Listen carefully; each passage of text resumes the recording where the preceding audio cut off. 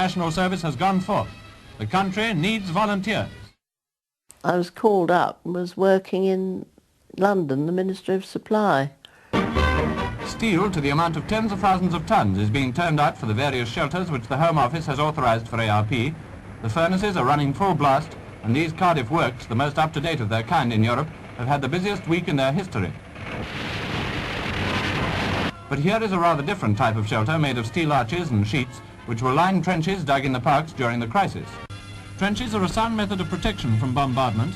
Not only do they afford refuge, but being below ground reduce the shock of the explosion. Elsewhere, the work was put out to contractors, as in Charlton Park, or in London's one and only Hyde Park, which has been adapted to many strange purposes, but never one more sudden than this emergency.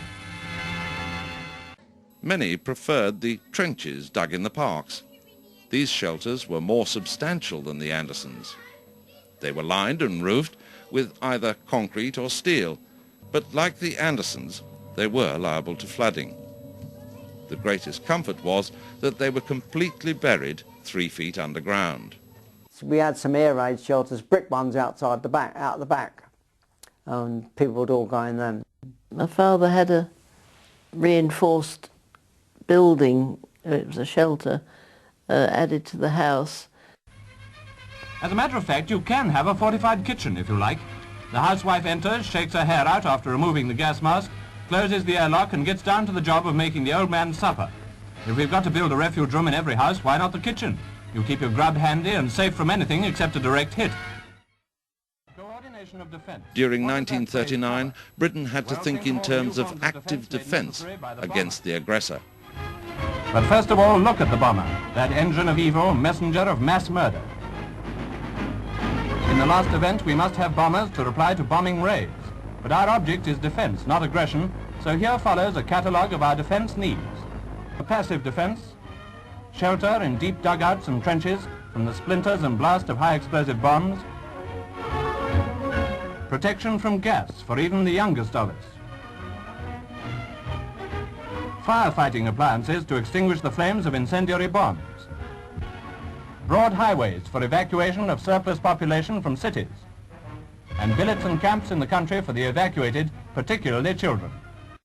And for active defense, fighters, swift and numerous, to intercept and engage the raiders, balloons to force them up to higher altitudes, anti-aircraft guns to hit or cripple them at their inhuman work. These are the various defences which Lord Chatfield must coordinate, but they all need men and women to man and run them. That's where national service comes in. Have we all answered the call to national service?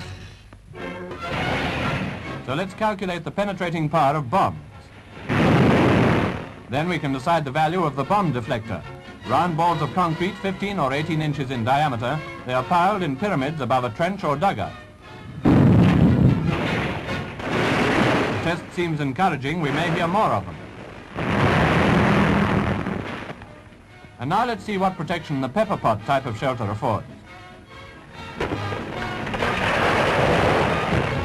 40 tons of good Birmingham wall went into that spectacle, and the bulletproof, splinterproof, shockproof shelters have stood the test. Unfortunately, the Home Office did not consider them glamour-proof as well, for despite appearances, Miss Doreen Rickard was not inside during the experiment.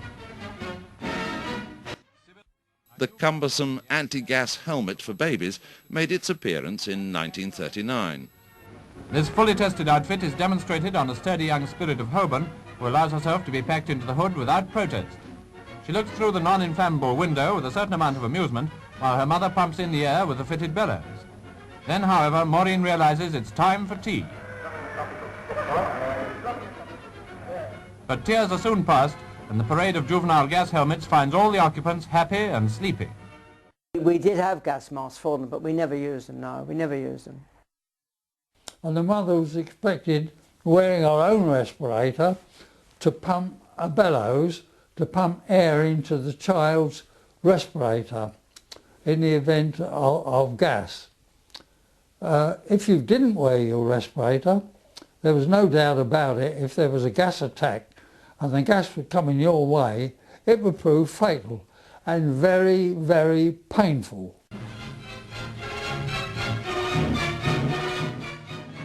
In March 1939, Hitler tore up his Munich pledges and occupied the remainder of Czechoslovakia. In triumph, he surveyed his brave conquest from a high window in the castle of Prague. He abandoned all his cynical pretenses and exposed himself in all his duplicity. The turning point of British policy had come. A long-suffering government acted to preserve the independence of other menaced nations. Colonel Beck came to London, and the British pact was drawn up with Poland. Throughout the summer, Britain strove to build up a peace front with France as honourable ally. British negotiators went to Russia, but Ribbentrop also went to Russia, and the vessel of peace was shipwrecked when he struck his grotesque bargain with Stalin. In response, First Lord of the Admiralty, Winston Churchill, made an eloquent recruiting appeal at the Mansion House in London. Military weakness in this country encourages potential enemies. Anyone can see that public opinion is growing in favour of compulsory national service in all its forms, and especially in the highest form.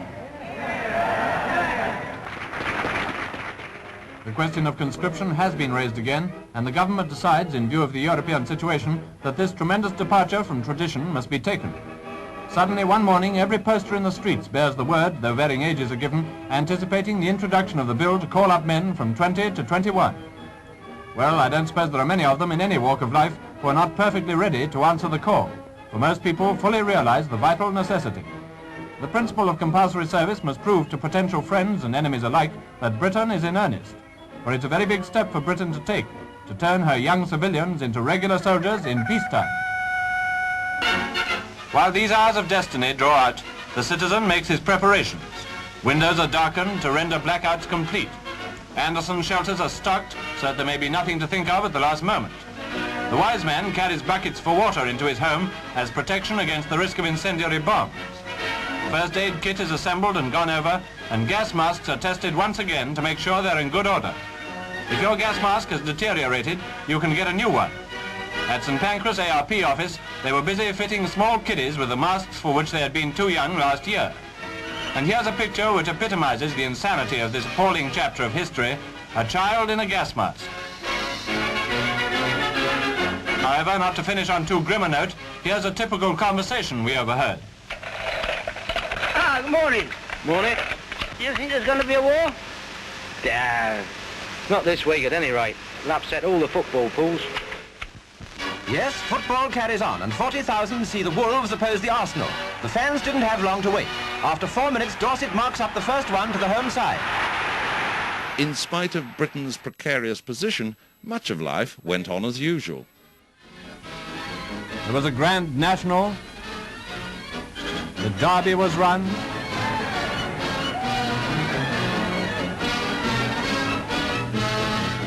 Water speed records were broken.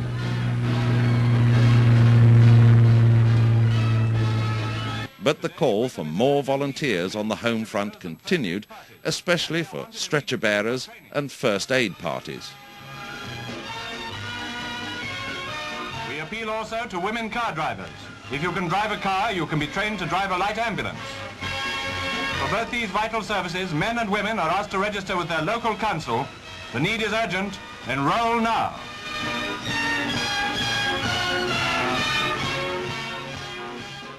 I'm an optimistic person, and I just hoped that things would not come to, war. In London streets, quietly and without fuss, preparedness is taking shape. Trenches are being dug around vital points. Earth is energetically shoveled into bags by willing hands and piled against key buildings.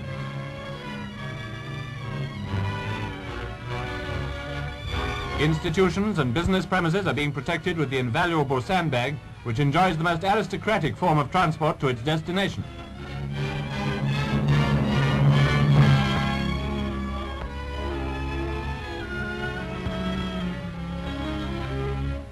Evacuation rehearsal, that is, rehearsal of the assembly of children for an evacuation, went off smoothly in the elementary schools. The youngsters turned up unconcernedly and took the proceedings in their stride.